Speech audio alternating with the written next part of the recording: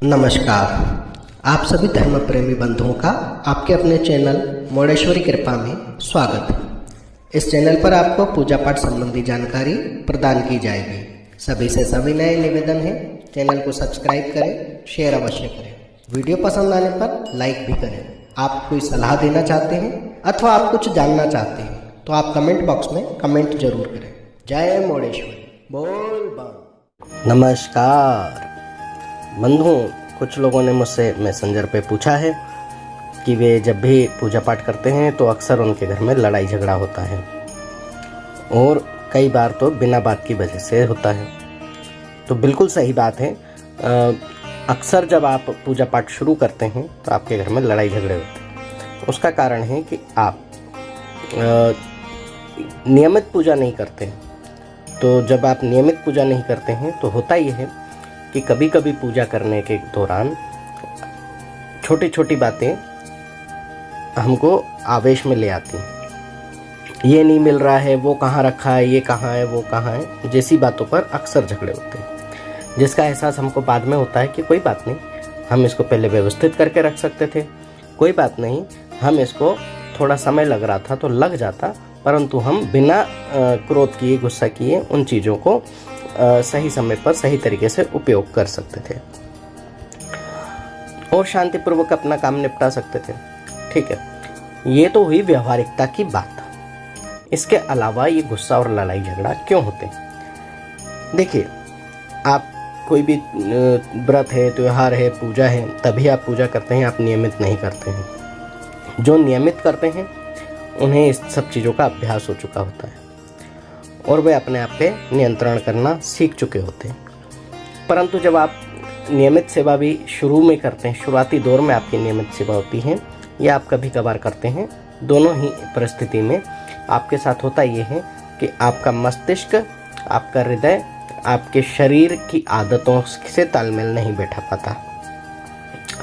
ये तो वैज्ञानिक कारण भी है और इसको हम सामाजिक तरीके से भी ये समझ सकते हैं कि जिन चीज़ों के हमें रोज़मर्रा के कार्यों की, दैनिक कार्यों की, जो हमारे नित्य कर्मों की हमें आदत होती है, हमारा शरीर उसी के मुताबिक कार्य करता है। और अलग उससे विपरीत अलग परिस्थितियों में कुछ अलग कार्य उस शरीर को दे दिए जाते हैं, तब वो हड़बड़ा जाता है और उसके शरीर में, हमारे जो मस्तिष्क में घड़ी एक फिट है, उसके अनुसार जब वो कार्य नहीं हो पाता तो वो शरीर विरोध करने लगता है और हम चिड़चिड़े हो उठते हैं। इसीलिए हमें छोटी छोटी बातें भी समझ नहीं आती और अचानक हम क्रोध करने लगते हैं।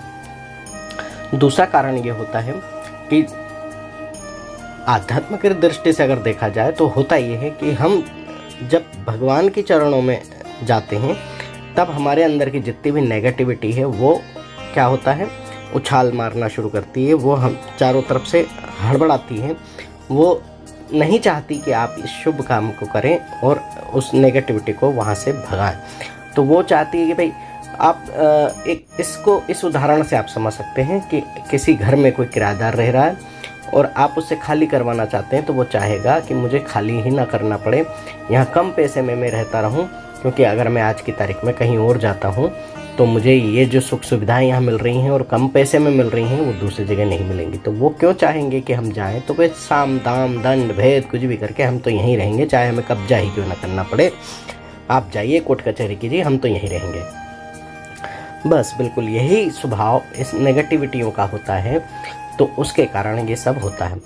दूसरी चीज़ ये होती है कि जो भी नेगेटिव चीज़ें हैं, चाहे वो भूत प्रेत आदि के रूप में हो, चाहे आप उसे व्यवहारिकता के रूप में कह लें या आप उसे सूक्ष्म शक्तियाँ कह लें, जो भी आप कहते हैं या जो भी आपको दुनिया भर की जगहों पर बताया जाता है, आप उसके अनुसार उसको समझ सकते हैं। परंतु जो भी है वो है तो नेगेटिव, यानी कि आपको आगे बढ़ने नहीं दे रही है, पीछे धकेल रही है। आप शून्य से ऊपर नहीं जा रहे हैं, आप शून्य से नीचे जा रहे हैं। तो वो नहीं चाहती है कि आप कभी शून्य से ऊपर उठें, आप शून्य तक भी पहुंच पाएं। वो और नीचे और नीचे और नीचे आपको धकेलना चाहती है। इन्हीं चीज़ों को, इन्हीं ताकतों को हम नेगेटिविटी कहते हैं और नेगेटिव की ओर जो हमें ले जाए वही तो नेगेटिविटी है। तो हमें करना क्या है? हमें अपने कार्य को निरंतर करना है और स्वयं के मस्तिष्क पर कंट्रोल करना है। देखिए, सबसे बड़ी एक चीज़ और आती है कि आप पूजा पाठ किसका कर रहे हैं और आपकी स्वयं की वृत्ति क्या है। आप सात्विक हैं और तामसिक देवी देवताओं की पूजा कर रहे हैं तो आपको क्रोध आना अत्यंत स्वाभाविक है। आप तामसिक व्यक्ति हैं और सात्विक के पास जा रहे हैं तो वे आपकी परीक्षा करते हैं कि क्या आप अपना तामसिकपना छोड़ पाएंगे।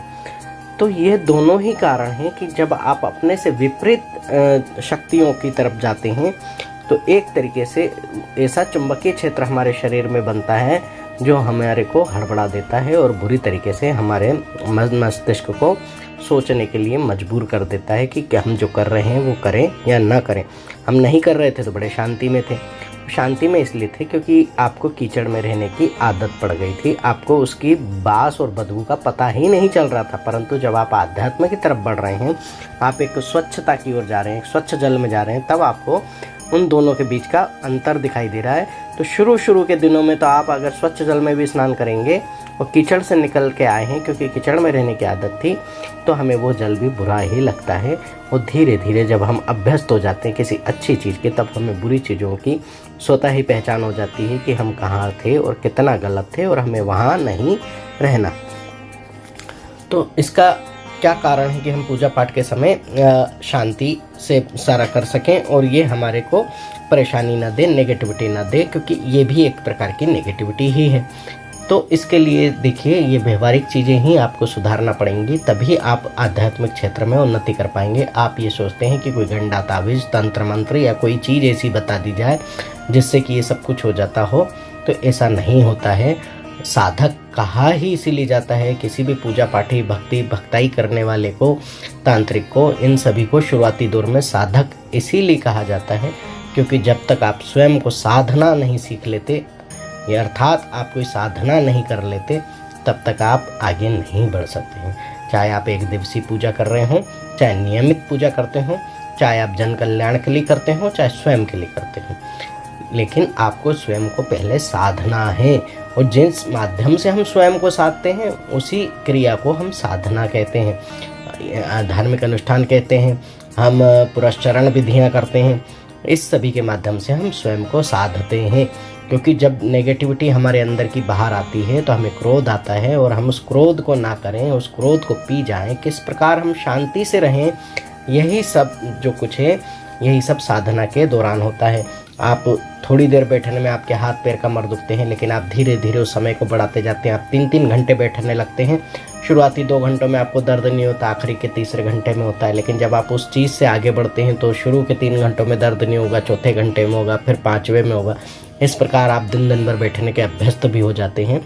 तो ये शरीर को साधना, साथ में मन को साधना और हमारे कर्मों को साधना, ये सभी मिला करके बनती है एक आध्यात्मिक साधना। तो सभी को इस चीज़ की तरफ समझना चाहिए, आगे बढ़ना चाहिए।